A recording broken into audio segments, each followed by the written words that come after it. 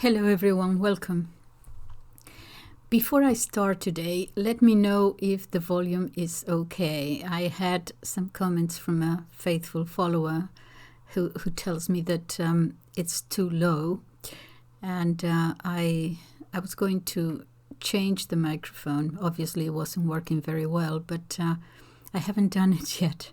And but I have been fiddling around here with volumes and sounds and things in the computer, and it seems to work this end okay. So if it's still too low, please let me know. Or let me know if it is okay. Yeah, and I will of course change it immediately. The microphone, I mean.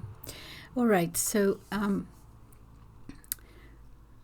What I'm going to talk today, I have spent the last 3 days reading on the history, basically. History of the Jews and the Arabs in Spain. Because I wanted to talk about what is happening today, and I wanted to go back to history and see what happened there in order to be able to say something somewhat intelligent about it. And Spain is a country that experienced for the longest time, and we lived it, a country where Arabs and Jews and Christians lived, and what went wrong there. That is why I wanted to go back and see if I could get some ideas about the good and the bad and the everything else in between. So I have been reading on that quite a bit. Let me start by telling you a story. Many years ago, about 20 years ago, I was in France teaching. I was actually teaching Spanish and Spanish literature in a boarding school, but although it was in France, it was still there. It's a English boarding school. And I was at the time doing a lot of translation, and I thought that teaching a little bit of Spanish and Spanish literature to adolescents would give me the time. It's a subject that I know fairly well, so it would give me plenty of free time to continue with my translations and so on. And something happened one morning. I had received some bad news from home that my niece, who was still very young, a teenager, who had physical problems. She was born with them. Anyway, she was in hospital and they were going to operate. Anyway, it was very early in the morning, and I just went out for a walk, and there was a coffee shop right there in the village. It was a small village, and I decided to go to have a coffee there and think about it, and I was smoking at the time, so I had a very strong French cup of coffee together with the cigarette, and I don't know what happened. I fainted apparently, and well, I did faint, and I believe that I fell on the floor, and I believe it was about a couple of minutes only, but when I came round, this very nice old gentleman was cleaning after me, because as I fainted, I vomited, and there was vomit all around me, and this very nice the waiter there was cleaning it up, and he was so happy to see me come round, and she told me something that stayed with me for for a long time, because she said, I didn't know what to do because you started speaking in Spanish. Now, you are a teacher there at the college, yes? And I said, yes. And he said, I thought you were English, but you started speaking, and I don't know Spanish, but I could recognize the language, and you were speaking in Spanish. And I said, oh, really? What was I saying? He said, I don't know, but you were not speaking in English. I think it was Spanish. I sort of know the sound of the language. And that, anyway, I was okay. But that made me think, okay, Spanish is my native, therefore natural language, yes, and I lived in it for 17 years before I came to England and to many other countries, United States. And so I lived since, for 60 years, almost 60 years. I communicated for the most part mainly in English. Of course, I didn't forget my native language because I learned it. I learned literature, and I was teaching it, but I was not communicating in that language, on a daily basis. I mean, sometimes months went by in my life when I wouldn't speak Spanish at all. And I thought, how weird in a way that the unconscious, as I was coming round, actually went back to my natural language, the language I learned as a child and remains natural. What else is there that I carry with me from, in your psychic, in your DNA, that we are not conscious of, but nevertheless is there.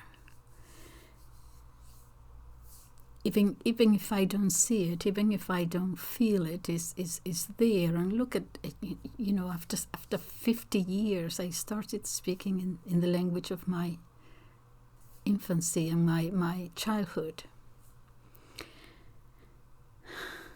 And anyway, by the way, I was fine. It was explained to me by I went to the doctor. It was a surprise because I was blessed with very, very good health, really. I'm 73 years old and I have never taken an aspirin in my life. I know what pain is because I gave birth twice. And I remember in the United States when they asked me, would you want a natural death? Not death. Would you want a natural birth? And I sort of looked and I said, well, what else is there?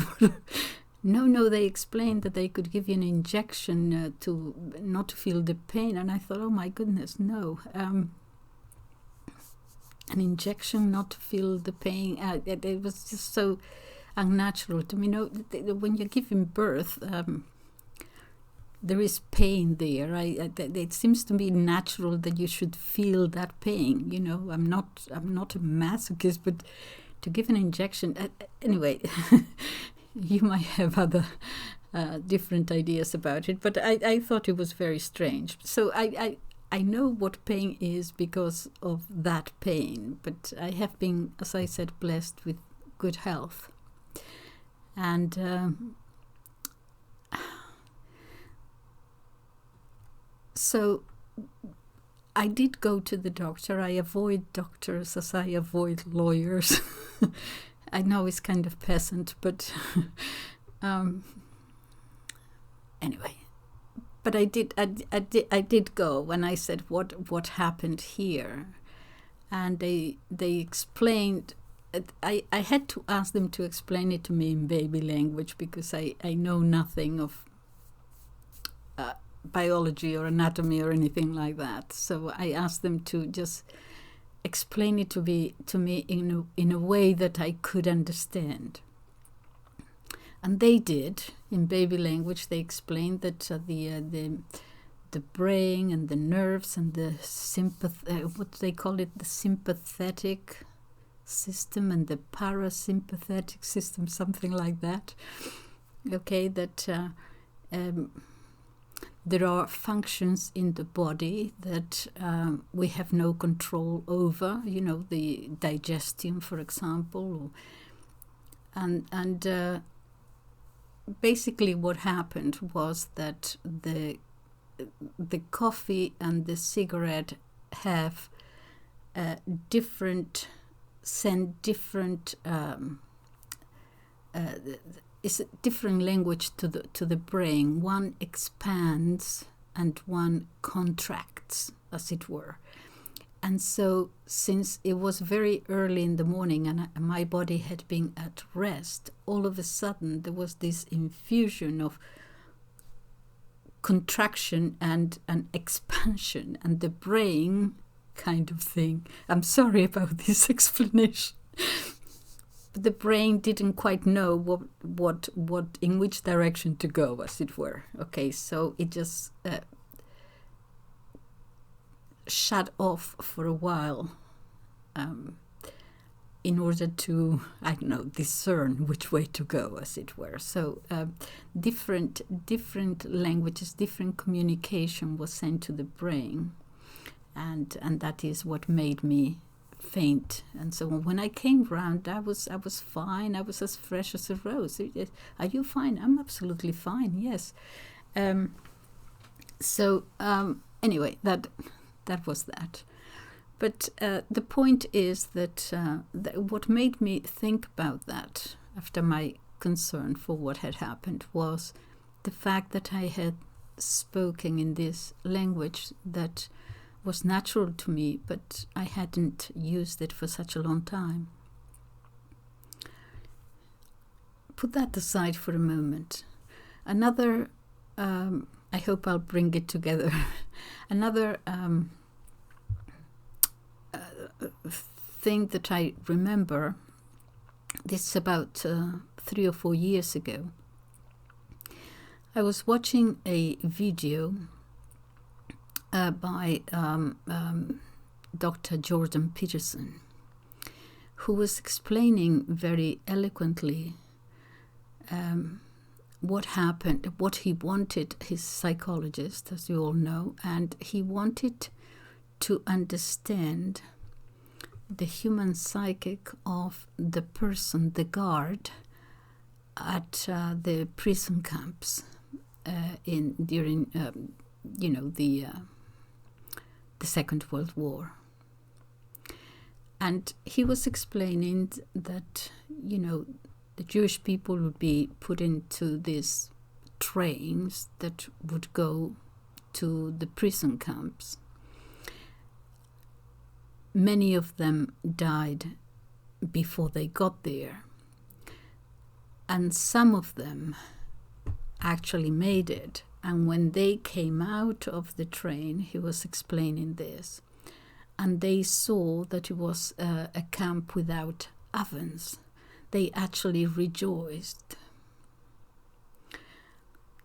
Imagine rejoicing at, being in a prison camp just because there are no ovens there. At least you knew that you wouldn't go to one of them. But he was saying, and this stayed with me, he said, I want to know what was going on in the mind of those prison guards, who actually put there was an inscription there that read, work will set you free. A take on truth will set you free. And what they meant was, as a little bit of a joke, that they would make you work until you died, basically. And one of the work that some of these prisoners had to do was, well, first of all, for example, an old man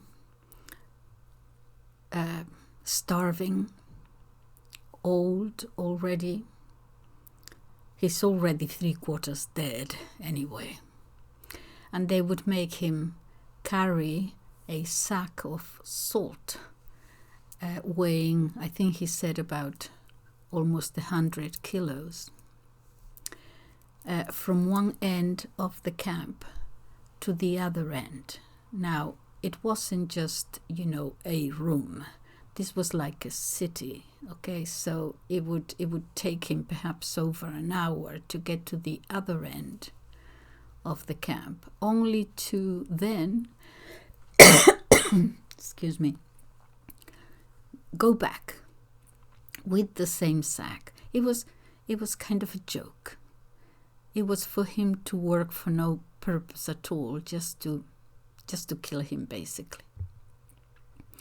And Dr. Peterson was saying, I want to get into the mind of that person, that guard who wrote that, what he considered probably a joke. I want to get to what makes him tick, to see so much human suffering and feel nothing at all. On the contrary, enjoy it.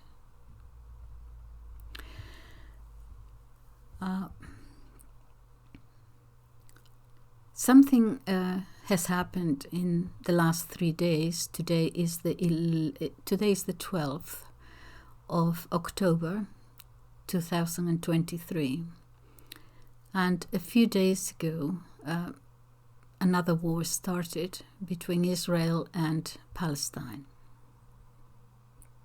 or the Palestinians in the Gaza Strip. And I was watching certain videos about what was going on, because I must say I haven't really followed the history of Israel at all. Certainly since the Second World War and so on. I follow the news and this problem and that problem throughout the decades. But I didn't know really what it meant, the Gaza Strip or the West Bank. Or I don't follow it. I should. And I was watching these videos, and most of them from America are all for Israel is right, and they should continue to do what they're doing, and so on. Some seem to me a little bit hysterical, because when there is a problem, there is two sides to the story that we need to look at. And I am averse to just thinking that one is 100% good and the other one is 100% bad. There is something there, that there is a conflict there that needs resolution. And I found that a lot of the channels that I was following were not what it seemed to me too partial. I don't want to say that I am in favor of one side. I'm in favor of the Palestinians, or I'm in favor of Israel. I just wanted to see more of a discussion of why this was happening and why now. And what is there that there is so much, I think, hatred now between the two. And I many of them I followed because I agreed with them during the pandemic thing. Because I felt that they were, stepping aside a little bit and looking not just at what was in front of their nose, what the government was saying, but a little bit, they were looking more at the more breadth, as it were, what this meant. And some of them, well, let me go back. I'm sorry, I'm trying to organize my thoughts here. I think I mentioned this before, during the Brexit thing in England, I decided that I no longer wanted to watch the official news. That is a decision I took, because I thought that I have a sort of a very strong sense of justice, and I didn't think the how they covered the whole thing was fair or was just. So I came to the decisions that it was toxic for me to continue to watch the official news. So I cancelled my license, and I every year or every 2 years I have to say again that no, I cancel my license, and I haven't. I put the television set in a closet, and I haven't watched television for 6 years now. Okay, then I was relying more for the when the war started between Russia and the Ukraine. There were certain channels that I followed and certain articles that I read that I was happy with, in the sense, not because they were taking this side or that side, but because I thought that they were fair in the covering of what was happening, and they were looking at both sides and so on. Some of this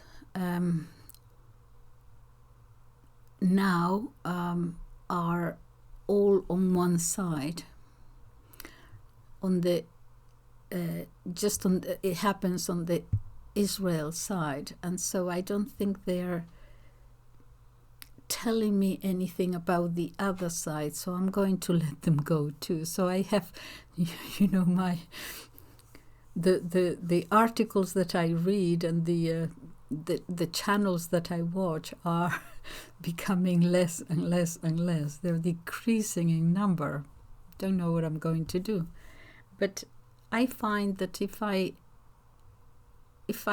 can't learn anything from you, then it's a waste of my time and yours.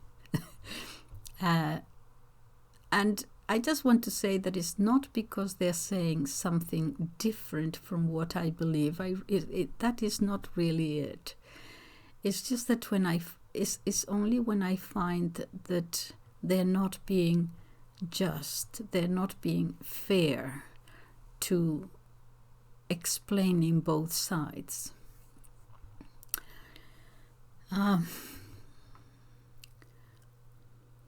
So what I've learned from the few that I can follow is the following: that the Gaza Strip is, they say, like a concentration camp. Apparently, I didn't know that. I knew that there were, fights there about settlements and where the border is and so on, but I didn't know that it was this particular Gaza Strip was in such desperate situation, that the people, it's apparently very, very small, but there are about 2 million people living there, and they can't get out because they can only go because the ways to go out are not facilitated. Whether it is Israel or Egypt, they can't get out. And the electricity and the water and the food is being cut off or curtailed. And to the general population, not to the terrorists that did these atrocities. So there will be a lot of people there who are hopeless. They have nowhere to go. And it seems to me that the bombardment and the lack of food and water in that particular part of the world is excessive.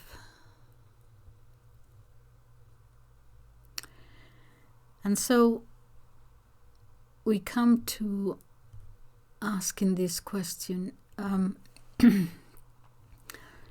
when things, that is why I went back to history, because there comes sometimes when there is a dispute or a concern or a worry about two different peoples, different in the sense that with different languages, different religions, different histories, different just about everything, that have to live together. There is at first perhaps a law or a certain something that creates concern to one side. And if that is not addressed, and you are powerless and you have nowhere to go, as it were, that initial concern or worry turns into resentment. And if that is not solved, if that is not addressed, then it grows into hatred. And when you get to that, it's very difficult, isn't it, to resolve, because then you are in an emotion that you no longer want to. You were willing to hear it at first when it was only a concern, but it has been allowed to grow and fester to a point where you have two sides that absolutely hate one another, and the only language that they can talk to each other is one of revenge or punishment or humiliation. And it seems that he got to that point. And so how do you resolve this? So I went back to the history of Spain. Let me drink a cup of coffee here.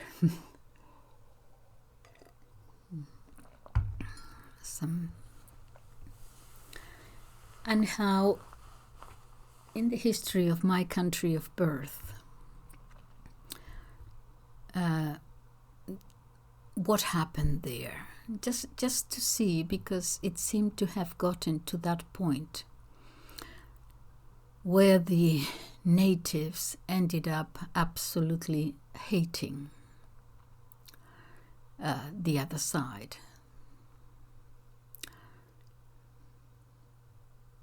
And what I find is that, first of all,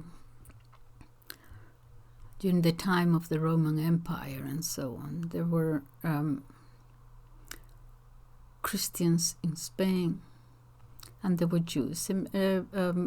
Not very many, perhaps 1% of the population. And at first, they seemed to have no problems living together. Then, okay, before I speak about the Arabs and the invasion, let me say that, of course, in this particular part of the world, Spain had been invaded by just about everybody. Okay, it wasn't the only country. It was but certainly invasions from the north, from the west, from the east, from the south, from well, not the west. The west, we just have the Atlantic there. Just about everybody. And the last invasion, before the Arab invasion, which took place in the year 711, the last one had been by the Visigoths from the north, northeast. And the Visigoths were Arians. At that time, during the Arian heresy, it was a heresy that denied the divinity of Christ and so on. Okay. But the invaders were all Arians. The population, the native population, was all Catholic. It had been Catholic since the 1st century. And we went through the horrors and the martyrdom and so on of many Spaniards. The poet Prudentius in the, I believe it's the 3rd century, 3rd or 4th century, wrote about, I have spoken about this before, wrote about the martyrs in every single province of Spain. There had been martyrs for the Christian faith. And he says that the soil of Spain had been drenched with Christian blood. So this is from the 1st century. So Christianity was very much there already, okay, from this 1st century. So with the Visigoths being Arians, they wanted to impose Arianism. The natives fought against it. It's a long history there, but it ended up with the king the king Leovigild finally converting to Catholicism in his deathbed. The reason for that was that his son Ermenegild had converted to Christianity, and then they rebelled against his father, which was not the right thing to do. But they fought, and the son lost. He was sent to prison. There is a long history there. But his brother, who was to succeed the Leovigild, the rightful king, promised his brother that he would look into this new faith that he had, this Catholicism, and if he found that he could convert, he would, and he did.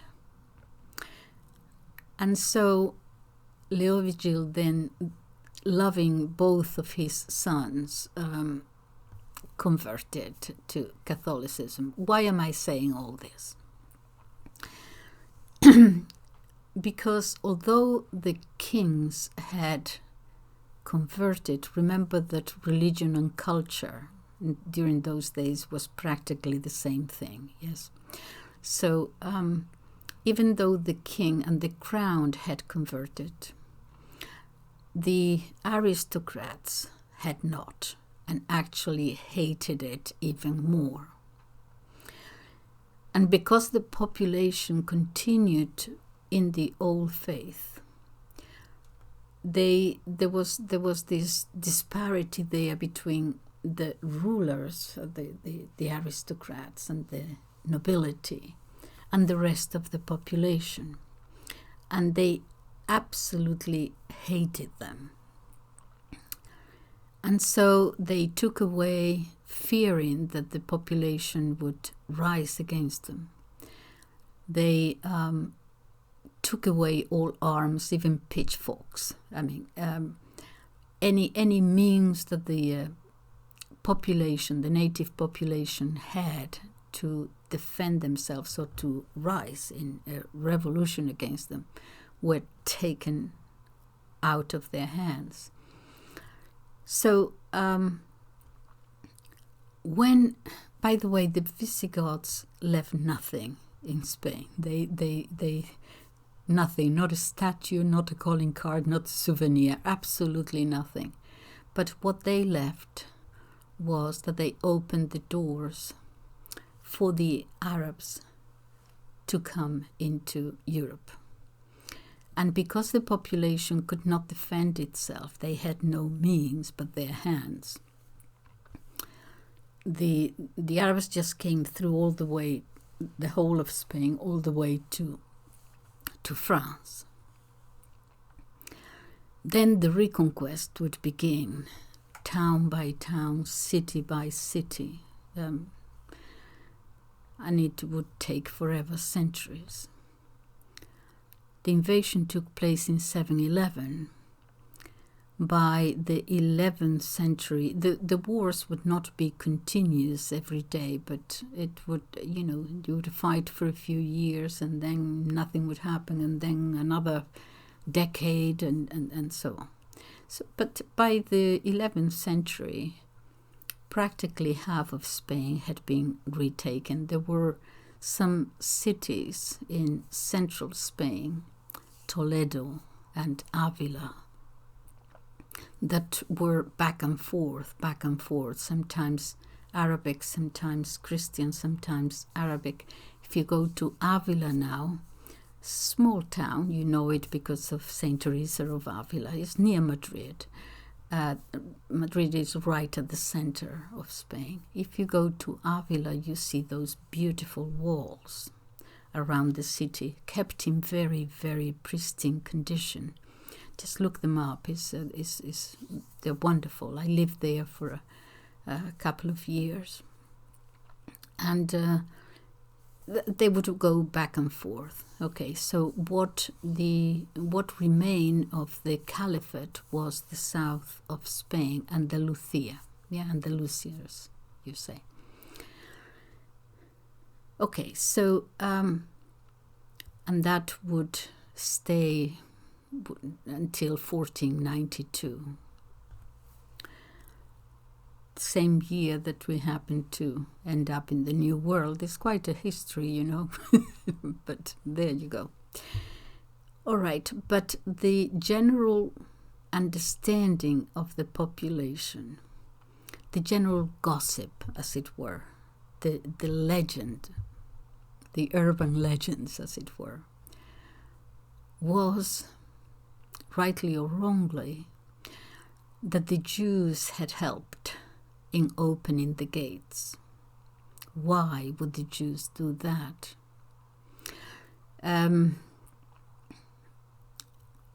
Because at that time there were no problems, I don't think, between Jews and Arabs. There were, the way I learned it, I might be wrong, but the way I learned it is they're the Semitic race, they're both of the same race. I don't know whether this is correct now, because nowadays when we say anti-Semite, we normally mean anti-Jewish. We don't mean it as anti-Arab or something like that. But what I learned as a child was that was the same race. They were, as it were, cousins or something like that. But they were not fighting each other at the time. And that they felt that they would be better under Arab rule than under Christian rule. The Jews were living in Spain, mainly in the south, and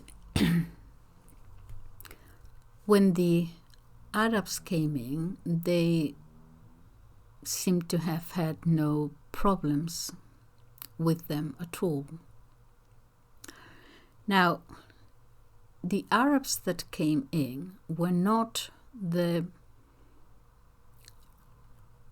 what we would call today fundamentalist kind of Arabic people.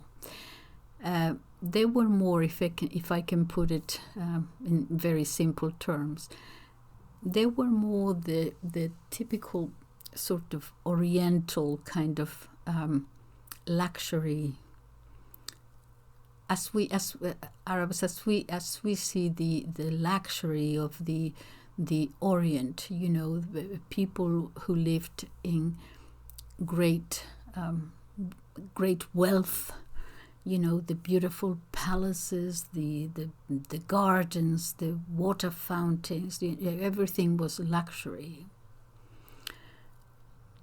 They were not so much about the Islamic faith, as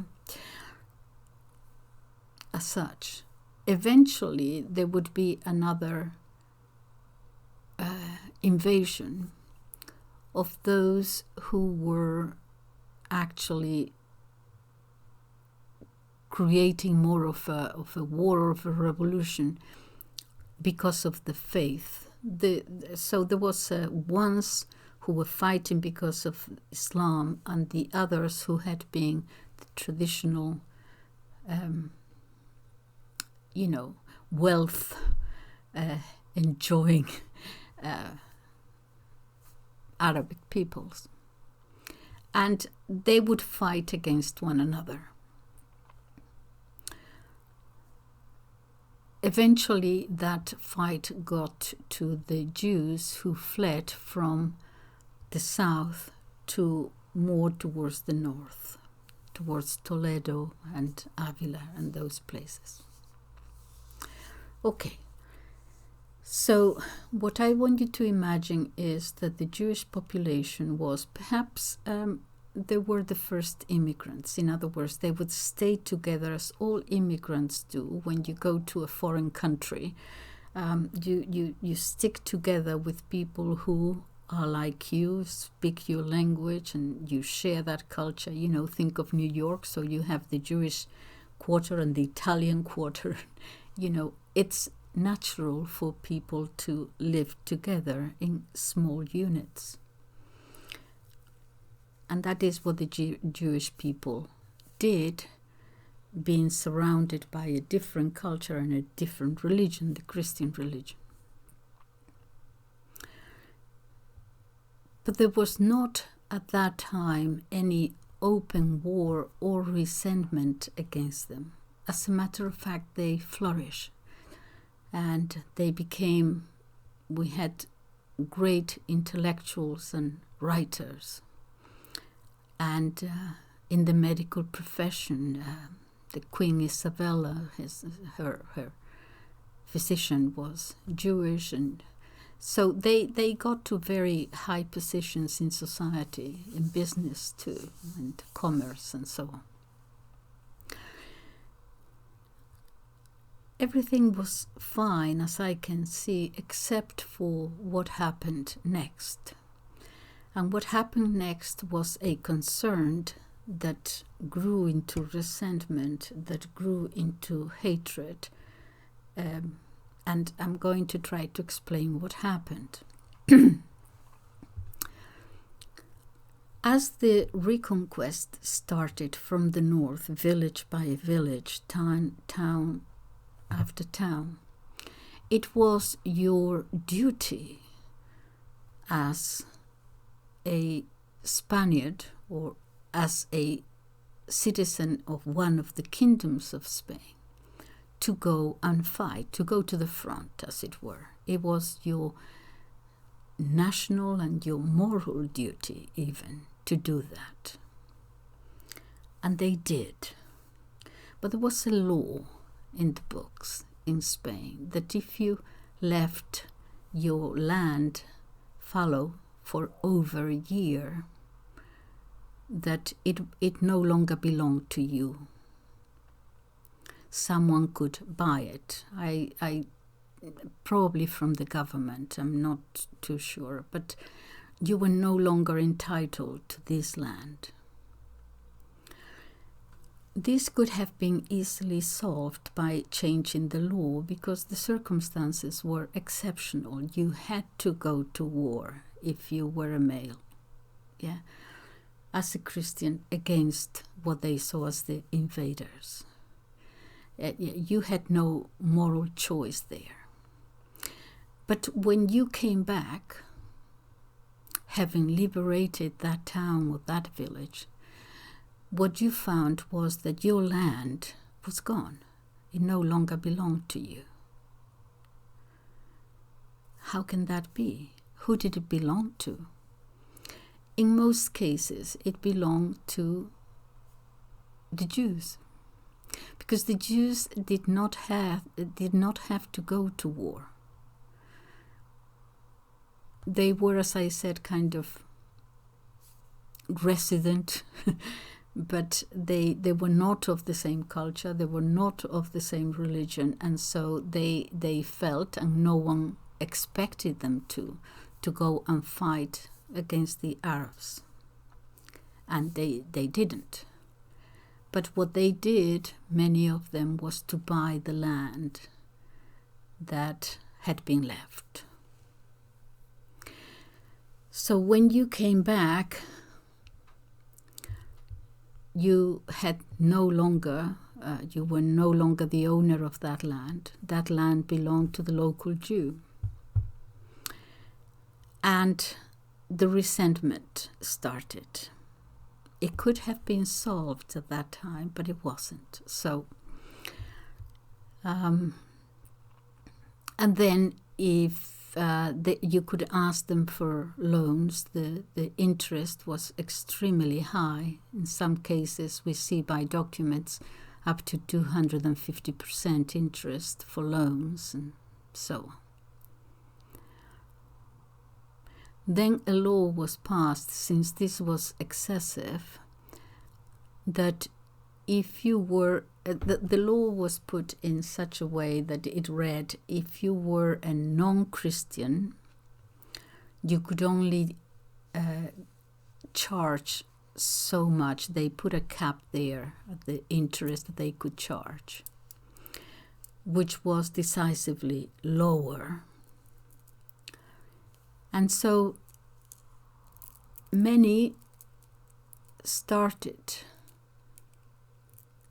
converting, although it wasn't conversion, but it was a political or a social or a business move, converting to Christianity. Now, the local people knew that that wasn't real, because they saw them sort of being Christians but going to the synagogues and so on. Many of them even became priests and bishops, and then the people would see them going to the synagogues.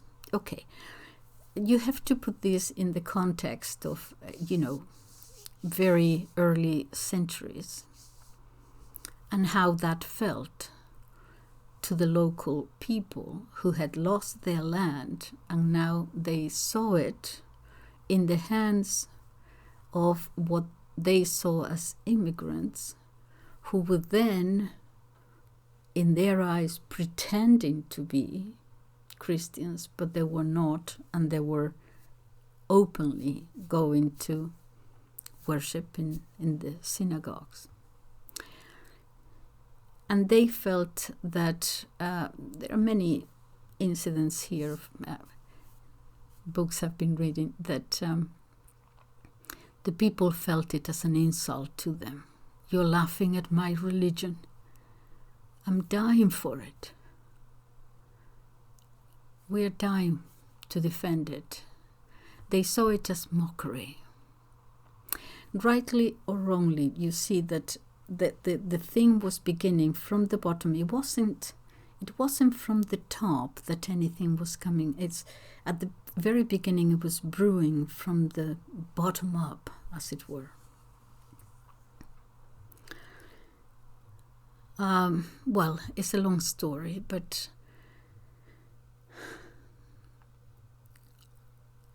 one of the problems was that there were people who were genuine, especially mainly intellectuals, and there were many debates going on between good theological debates between learned people about Judaism and Christianity and so on in Barcelona, in Tortosa, in many places. But from the bottom up, people felt that the Jews had betrayed them. There are instances in court trials and things where, one is saying, they came to our land practically barefoot and naked, and they betrayed us. So there's this sense of betrayal that lingered on from the people at the bottom. A sort of a bad taste there that remain for centuries. Not against the Arabs. With the Arabs we fought, yeah? Pom pom, okay. But with the Jews there was a certain bad taste in their mouths that they had been betrayed. Eventually this would get out of hand. Why? Because the local peoples actually had nothing against the Jews as Jews. You're a Jew, you're of this religion, you go to the synagogue, that's fine. What they detested was the ones who had converted in inverted commas. First of all, because to a Spaniard, you do not do that.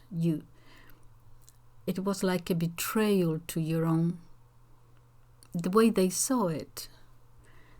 You don't give up on your religion. If you're Jewish, you're Jewish, but you don't exchange it, especially for political or financial benefits. They didn't understand that. And so they dislike them. All right. And then as it grew and grew and grew, a synagogue was burnt here, another thing over there, and it was just growing, and it would eventually get out of hand. Why? Because then people started seeing old Christians and new Christians. And by new, you know what they meant. The ones that had or said that they had converted. This is all very primitive and cultural and so on, but it goes to primal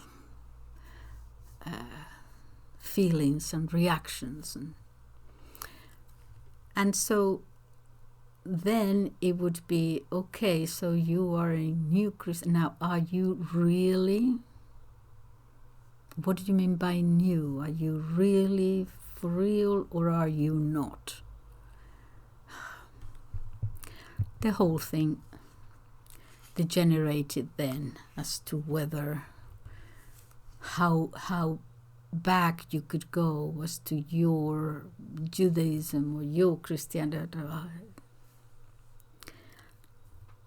At the end, it was all a disaster. And I go back to that hatred because it got to that point, just absolute hatred.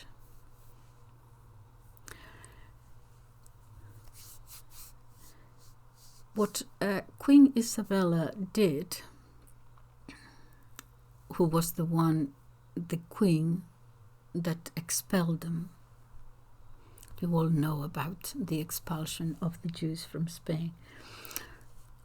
The situation, the way she saw it was this. The war had finally ended against the Arabs, 1492. Fine. Now there was this new thing, this new hatred brewing against the Jews. How was she going to deal with that? She decided with her husband, King Ferdinand in Aragon, they would not tolerate another war now, start another war against the Jews. It wouldn't have been a war. It was only about 1% of the population. It wouldn't have been a war. It would have been a massacre if it was allowed to continue. They had to cut it off surgically. And so they expelled them. Did they have a right, or was it a prudent thing? Well, we can say whether it was prudent or not, but the way they saw it was, we have just gained the peace after so many centuries, this has to stop. And so they expelled them. They could take their property with them, but they gave them an ultimatum. Leave by such and such a date or whatever with your property or the day after without it. Basically, it was that clear. Many of them went to Africa. Many of them went to Portugal, who accepted them, but because of the property, and then they would, within 2 years, expel them anyway, but they had to keep their property there. So it was a little bit more cynical, perhaps. Many of them went up north. Many of them went to Amsterdam, which was at the time belonged to Spain anyway. And so this is what happened, and we have been blamed forevermore for the expulsion of the Jews, although many, many countries had done the same thing beforehand. But that is not an answer.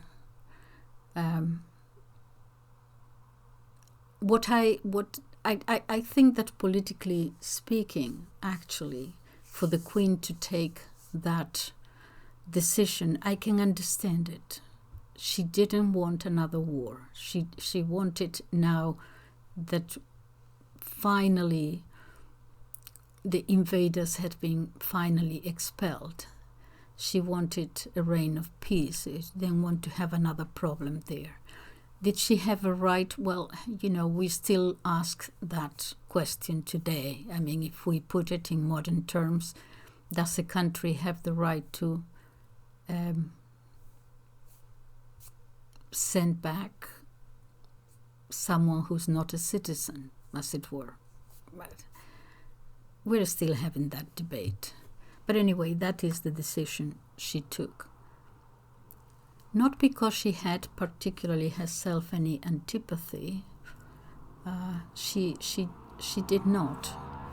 It was always the pressure was from the bottom, as I said, never from the top, because they had, first of all, they had been successful in literature, in arts, in medicine, in just about everything. They had done well. And the people at the top normally understand one another. There was nothing at the top against them necessarily.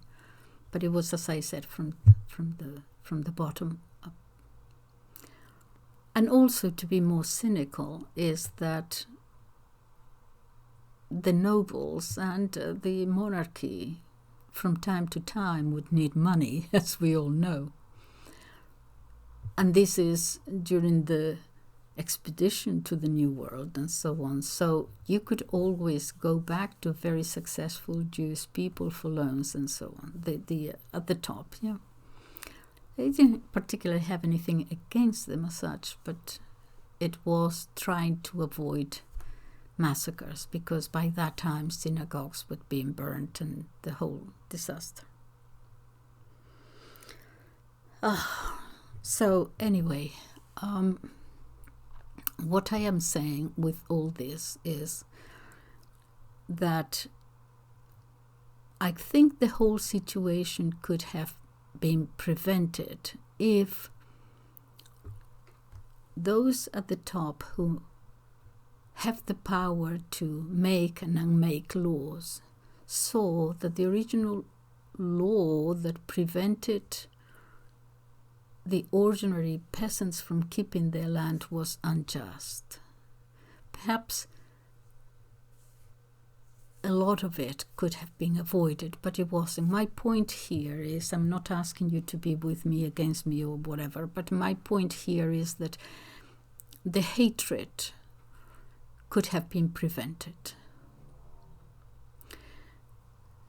It would be then a matter of disagreements and so on. But also I have to say that envy on the part of the local population had a role there. Yes, it is a characteristic. We have good qualities and bad shortcomings. And one of the shortcomings, moral shortcomings that we have, is envy. Just like the Jews, they themselves say that. Okay, you only have to go back to the Old Testament and see those stories of, okay, but it's certainly one of Spaniards' moral shortcomings. So envy could have been part of it too. But you see how the whole thing, I think that the whole thing could have been avoided.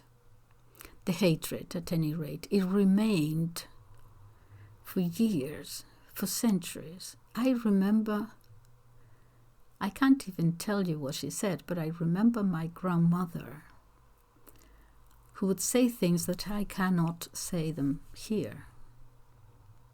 She didn't know history. My grandmother was illiterate. Well, not quite. She could read and write. She told me once that she went to school 4 days when she was little. But because of hunger and everything, she would faint because she had to walk, the usual thing, you have to walk for a mile, for 3 miles, whatever, anyway. But she had to walk for a long time to the local school and she would faint. And so her parents would not allow her to go. But in those 4 days, she learned the letters. That's what she told me. She learned the letters and she learned how to write them and she learned how to put them together. Anyway, she figured the whole thing out herself afterwards. And she could actually write badly, but she could write, and she could read badly, but she could read. But for example, arithmetic, maths, it was all in her head. She didn't know how to actually do a sum, but she could somehow work it out in her head. Yeah. Anyway, she did not know history, right? And nevertheless, she would say, look, she would go to the marketplace sometimes and buy, let's say, potatoes or apples. And then she would carry a basket with her and set up a stall there. Well, on the floor, she would sit on a little stone there. And then she would resell those potatoes or those apples for a little bit higher price right at the entrance there, and she would make a little bit of money out of that. And if one day she came with something really special, like grapes or something, and as a child you just went for the grapes, you just wanted to get the grapes, she would say, don't be such a grabbing like that. Do you see how that remained? She probably didn't even know who was who. It remained as a sort of in the DNA psychic, something like that, for centuries and centuries.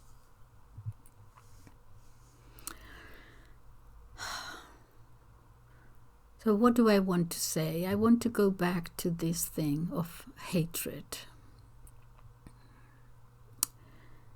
And what can one do when you get to that point where you can't even talk to one another?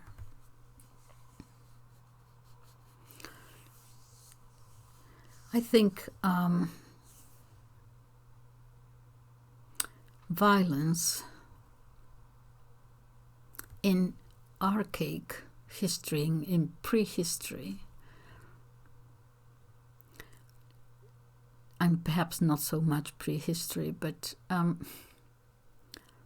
violence can be external.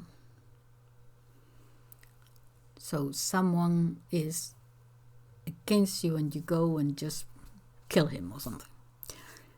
Violence with civilization became, or how we express that violence, that hatred,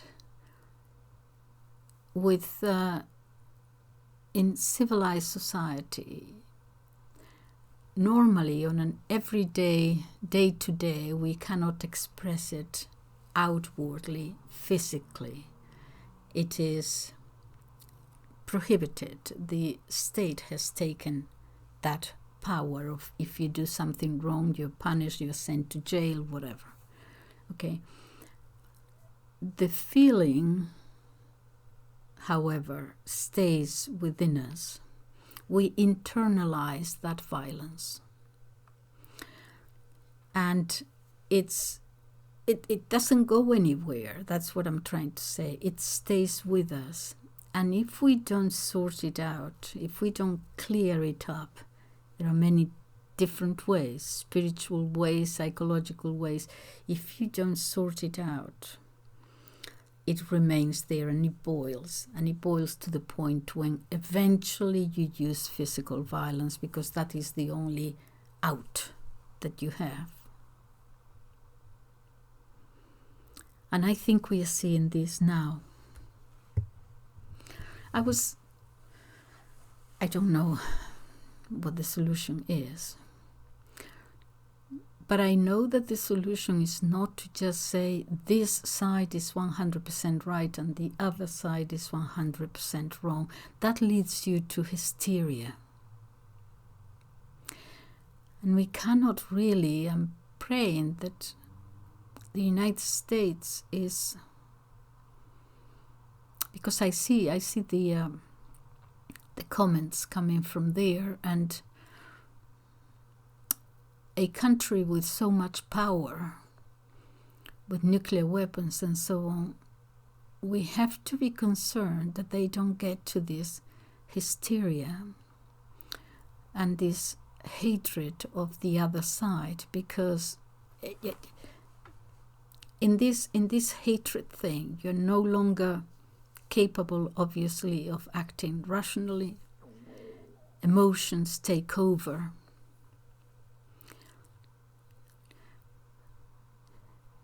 And now that we see the United States empire, as they call it now, in decline,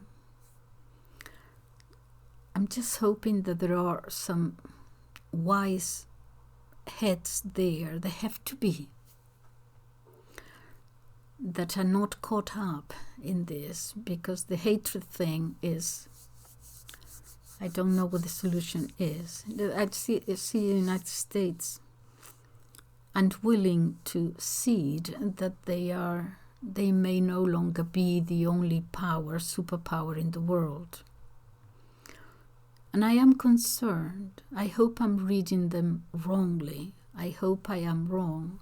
But I am concerned that some of them, some senators, some others in government,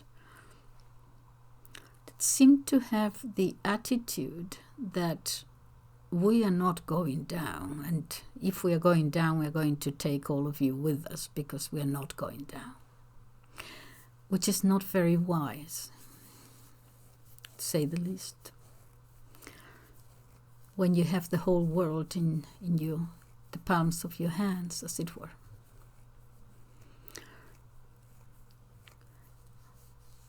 I hope that, as all of you, I hope that things cool down a little bit before we put the whole of the world in this danger. We seem to be going from one war to another war to another war.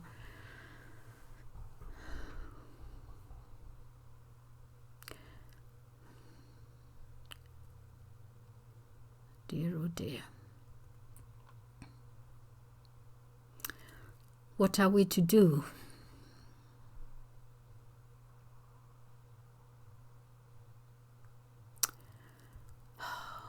I don't know.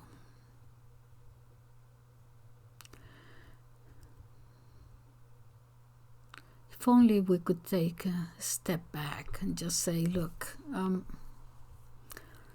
perhaps let's look at what, in this case, the Palestinians, let's look at, this is silly, what I'm saying is silly.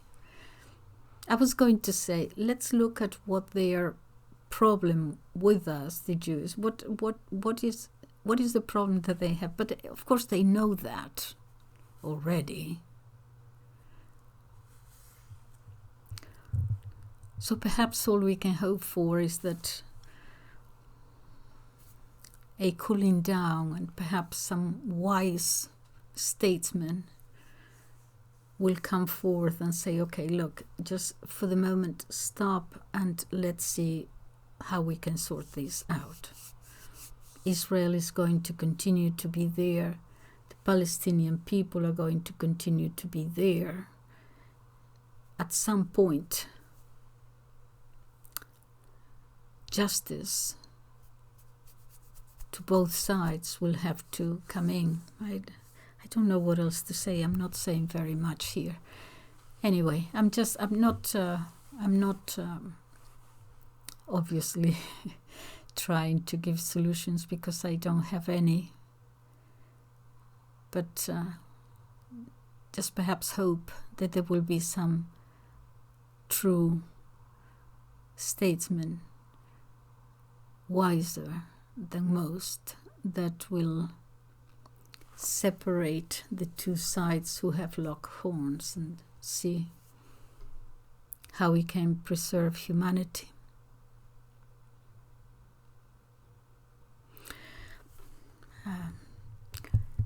I have nothing else to say.